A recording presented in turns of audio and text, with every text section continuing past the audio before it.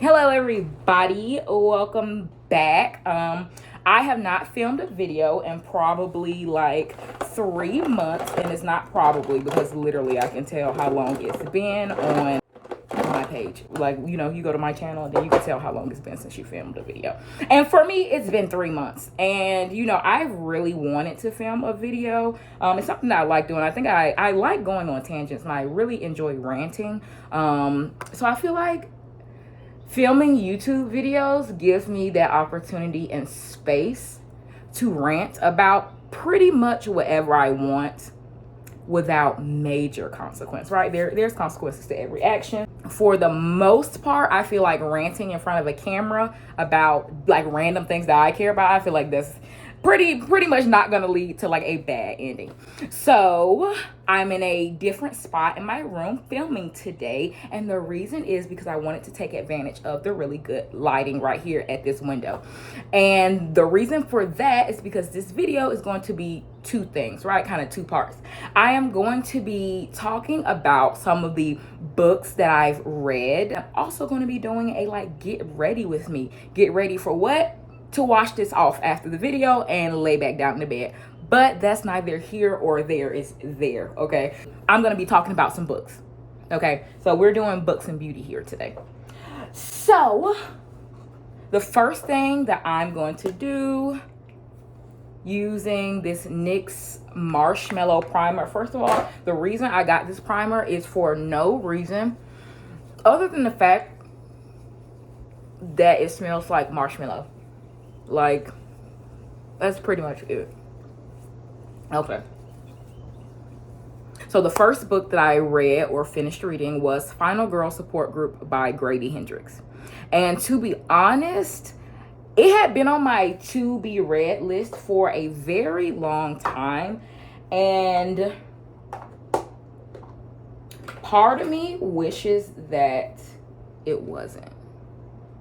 Like, part of me really wishes that it was not on my to be read list, because I don't want to say that it was trash, because it wasn't a trash book, but it was ridiculous. I did not enjoy the writing, and like, it played up to every trope that you would see in horror movies, which I guess that's the point.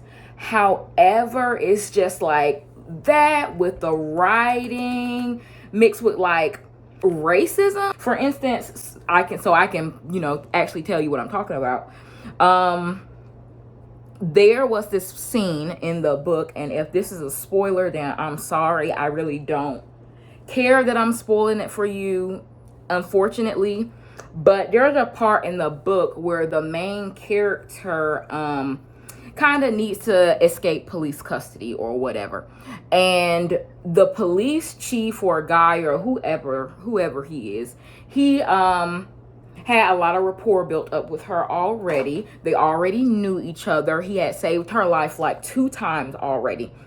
So basically he was letting her go, and she was like, well, what about, you know, what is backup gonna think when they get here? And he was basically like, you know, yeah, I'll just tell them that like a group of black dudes jumped me and took my car. That's racist! That's racist! That's... Right? It's just like, did you have to add that, Grady? Because I feel like you didn't. And then it was like, okay, and then like the cop was like, okay, well, or maybe I'll say like 2 black guys and a skinhead to make it less racist. Like, what? So yeah, so maybe the book is trash, actually. So yeah, that's gonna be my rating. My rating is gonna be like a little trash can. So I'll probably superimpose that into this video. Like, so my review of Final Girl Support Group, the writing was elementary, it was racist, and it also played to all of the horror movie tropes, which if that is what you are trying to do, then you succeeded, but won't be picking up another book by Grady. So there's that. So the next book that I read was Gaio by Junji Ito, and I'm not sure if it's Gaio or like Gio or something like that. Also, while I'm thinking about it, I'm using this foundation. This is Deep Sable Matte True Blend, a CoverGirl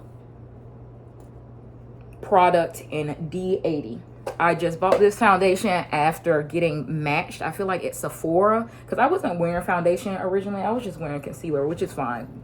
But I felt like I needed a foundation at a point, so I bought this one and I really like it. Continuing on to Junji Ito's Gaio. I like this book. It was a manga.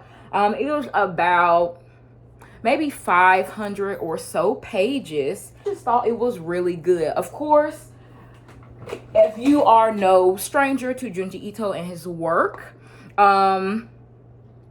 his storylines are amazing. I really enjoy his storylines because it's like they always start out one place and then the story ends up in a totally different place. Like, you think they're gonna zig and then they like zag.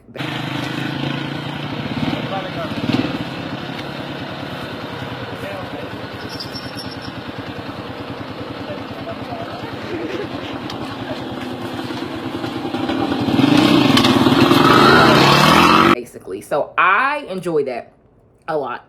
I also enjoy the graphics, which is one of the obvious reasons that people read mangas or graphic novels, but I really love the way he is able to incorporate, I don't know. I really enjoy the way that he is able to use just plain black and white pen work and develop these very visceral, gory illustrations that really are kind of jarring, but you would not have thought of it. And that is why I really like his work, because it's just really left field. So basically, to give you a synopsis of this, there is this town in Japan, and there has been fish and such. They have started to walk from the sea onto land and start to wreak havoc on all of the living organisms, including people of any towns or any cities that they encounter. And that is pretty much the only thing I want to say about the book, because it will give away, I feel like, a lot of the plot, or at least if I'm talking about it, I'm probably going to accidentally give away a lot of it, and I don't want to do that. So Junji Ito's Gaio, really good. I'm going to give it a 7.5 out of 10 stars for storyline. Generally, it wasn't my favorite storyline, I must say. Like, out of all his stories, this one definitely was not my favorite, but I don't think that I personally like mesh with under the sea stories, like aquatic stuff. That's probably why it didn't hit super hard for me. But as far as the graphics and illustrations go, like, really good as always. I'm going to give it a 9 out of 10. Why not a 10 out of 10? Because I have a scarcity mindset when it comes to rating things. And I'm like, I can't give this a 10, because then what about all the other things that are a 10? What if something's better? And it's like, child, comparison is the thief of joy. Give this book a 10. But with that said, 9. The next book that I read was Sisters. Okay, Sisters by Daisy Johnson. And I would like to say, I think that me disliking Final Girl Support Group so much is what probably made me like Sisters so much also. Because Final Girl Support Group was like, eh. And they were, of course, in the same genre, which is kind of like this horror thriller type, which is mainly what I read. Like, I read a lot of horror, thriller, some self-help, and a lot of like social sciences books. Basically, Sisters by Daisy Johnson, and I'm doing a horrible job at doing my makeup and talking at the same time. Horrible job. Like, I've gotten nowhere effectively. But who cares? Sisters by Daisy Johnson is about 2 sisters, right? Could you have guessed? And these sisters are named July and September. And July and September have to move schools due to an incident that happened in their old school. You know what? They have to move schools. They don't even have to move just schools. They have to fully move towns. And that's what the story opens up with. So the beginning scene of the book opens up with them going to this house. And it's in the perspective of July. July is going to be the main narrator of the story. And so it basically just explores the life of these two girls and their mom in this house. There is something special about the house that is explained throughout the book. And also it goes into the dynamics of the sisters themselves, right? So the sisters really, really codependent, but codependent in a way that is unnatural. And they're also not twins. September is one or 2 years, 1 year older than July. So that kind of plays into the dynamic as well. And it just really, the book really explores the trouble with family and just love, and how sometimes love can be so consuming, and also sometimes it can be hard to tell apart from hate. And so those dynamics of love, hate, and family are basically explored throughout the book. And it ends with a twist, which obviously I'm not going to give away because I would be the worst person on earth. There was a twist at the end. I thought that it was a good twist. Not the best that I've read in a story. I really personally like, I think I did a review on this, A Head Full of Ghosts. I think that was probably the best twist because I was not expecting it. But also, Daisy Johnson did a really good job of doing a twist that you didn't expect either. Because this whole time throughout the book, they're explaining this incident and why the girls had to move from where they used to stay to the house where they used to stay to the new house that they're in the new town.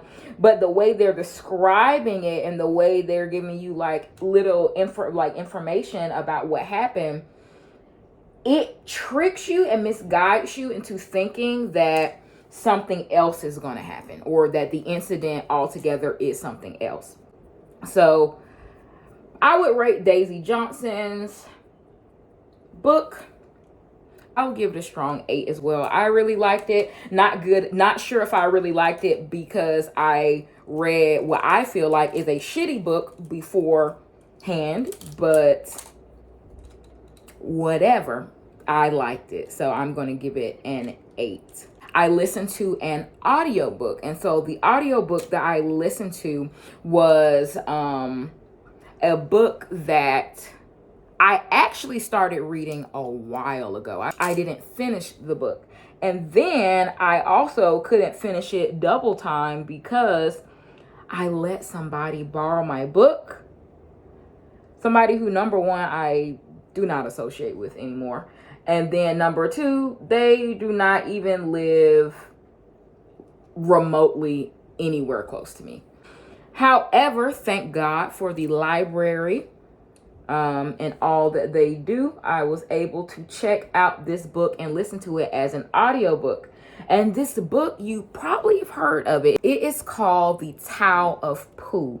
And it has been around for a while. It is what I feel like a kind of popular book, but popularity just depends on what the norm is and what circles you run in, right? So if you have not heard of this book before, basically The Tao of Pooh is a book that explains Taoism, or I also believe that it is called Taoism, but I could be wrong. But I do believe that there's a double pronunciation for that. One of them is Taoism and the other one is Taoism. So it basically explains the principles of this. Would it be a religion? It could be, could not be, not sure. And I don't want to say anything that is inaccurate. So, It totally could be a religion, but I think it's more so like a philosophy or a teaching. Taoism in this book was explained and described, but it did so through the lens of Winnie the Pooh. It explained things about, you know, how being in the moment and enjoying the journey that you are going through, or the journey to get to whatever you're looking for in life. You should pretty much enjoy that. Or, you know, this is one of the things they talked about, many things, but you should enjoy that. You should enjoy the journey, enjoy the process, and etc., instead of, you know, being discontent. A lot of this book was basically talking about being content with the things you had. And the examples they used were the characters and situations that the characters might encounter in the lovely show Winnie the Pooh. Okay. And so I just finished that literally today, actually. I just finished listening to it on audiobook. It was a really, really easy listen if anybody is interested. And it can be found in the public library. So if you use Libby, then you can definitely check that out in the library. How do my eyebrows look? Need some work, but we're getting there. It's fine. Let's go over the rating scale. So first of all, we have, and I'm not even done with my makeup, but do I care? I don't at all. The first one we have would be Final Girl Support Group by Grady Hendrix. I'm gonna give that one a 0. I'm gonna just give it a 0. Purely for the racist comment, purely for that trash can emoji. The second one, Gaio, because I've been reading that one in tandem, I'm gonna give that one an 8 or maybe a 7 for the storyline, but I'm gonna give it a 9 for the illustrations. So 7 and 9. That's probably like a, I don't know, I'll find an emoji to rate it with, and you'll see it pop up. And then the next book, Sisters. I really enjoyed Sisters, so I'm going to give Sisters an 8.5. And then I'm going to give it a little twin emoji, and then like a little emoji, because like them twins was on something. And they also weren't twins. Like, they were not twins. And then the last book that I read was the Tao of Pooh, and I'm gonna give the Tao of Pooh a 9 because, first of all, I like Winnie the Pooh. I think that he's so cute, etc., etc. If you've never seen the like Winnie the Pooh Halloween special, get on that. Highly recommend. But also it just teaches so many good lessons that I myself would like to always put forth in my life. I would always like to put some of, or a lot of those teachings, I would like to follow them in my everyday life. Sometimes it's hard. Things are hard. They're easier said than done. So it is much easier to be like, I'm just going to live in the present and let these things go and just be happy with the things I have and have an abundance mindset and be present and etc. and etc. And it's really easy to say, and it is a very valiant goal, I feel, to have. But at the same time, realistically, we know that things don't always go as planned. But practice, practice, practice. All right. So right now, I'm cleaning up my eyebrows. What I am probably going to do, since I don't necessarily have any more books to talk about, I'm probably just going to sit here and film my makeup being done, and then I'll probably fast forward it.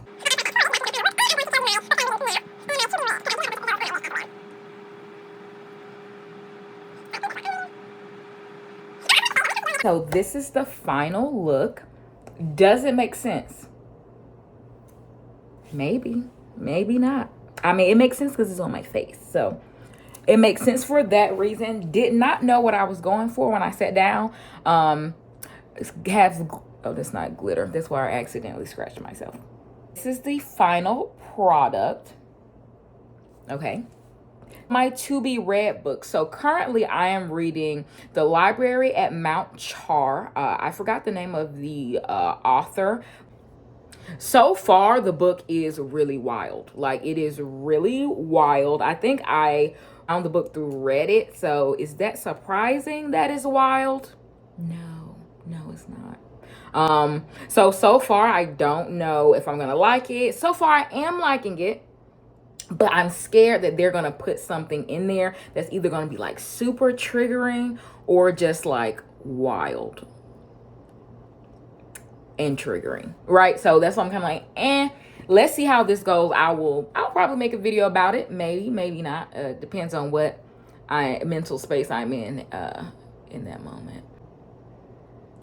My to be reads, I have too many, to be honest. Like, I'm in the middle of reading like other books too. So like The Invention of Woman, which basically talks about the creation of the woman, or the idea of what a woman is, and how it's basically due to colonization.